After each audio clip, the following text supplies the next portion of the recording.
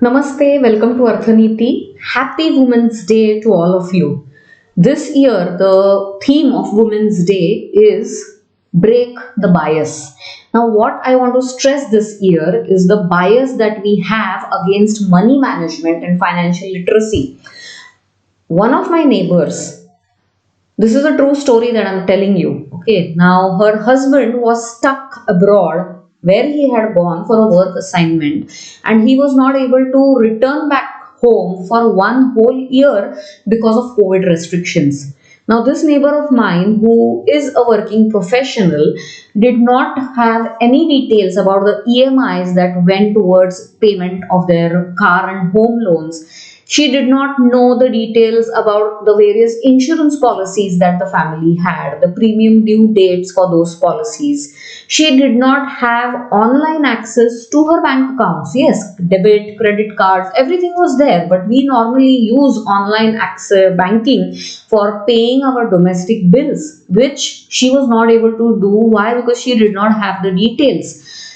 And in our conversations, many a times I used to tell her that these details are very necessary, and like she should know about them.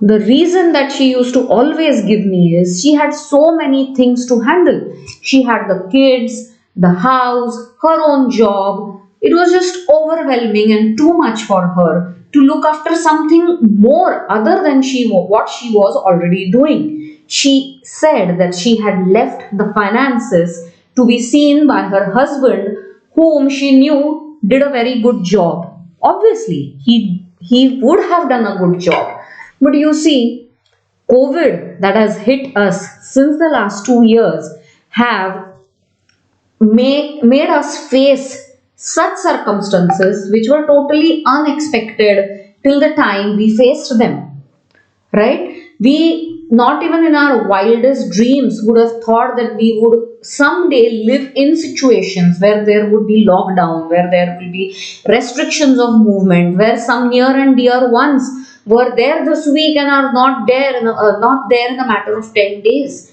right? But such situations did occur during COVID. We have to be ready for all eventualities, right? See, the situations come in our lives totally unexpectedly, but the outcomes of those situations depend on how we handle them.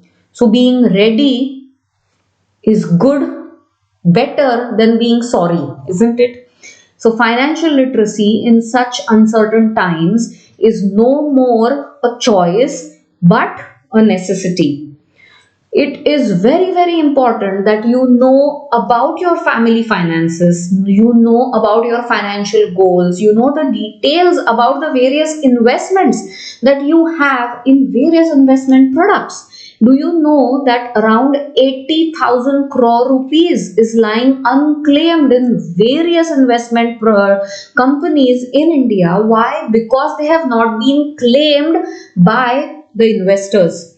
Maybe the investor is no more and his legal heirs do not have any idea about the investment that a person did in his lifetime. Do you know this for a fact? These are published numbers, right? So knowing what we have and knowing where our investment and money is very, very necessary. It's not being pessimistic about life that something bad is going to happen and that is why I have to be ready. It is about being practical and it is about being in the present. It is about knowing what is with you, where you lack, and what you want to achieve, right? So financial literacy is very, very necessary for you as a woman. I want to tell you the story about Malvika Hegde, the current CEO of Cafe Coffee Day, the very famous coffee outlets that we have all over India. Now, her husband, VG Siddhartha, committed suicide because of the huge burden of debt that Cafe Coffee Day had. It had around 7,000 crore rupees of debt way back in 2019, and it became overwhelming on Siddhartha, and he took his life one fine day. Left behind with two to be grown up sons, a company with a huge debt, and 25,000 strong workforce whose future was in her hands. Now, this lady single handedly resurrected Cafe Coffee Day. In a matter of 1 year, the brand reduced its debt from 7,000 to 3,700, and by March 2021, the debt was reduced to 1,700 crore rupees. It's an amazing feat that she has been able to achieve with the company, the legacy that her husband had left behind. So never underestimate what you as a woman can do. There is this study that I want to tell you about, this study by Harvard University, which says when applying for a job, a man who is capable only 60%, who knows only 60% of the job on hand, applies for the job. Most of the times gets it. But a woman will apply for that same job only when she is 100% sure of the knowledge that is required for that particular job.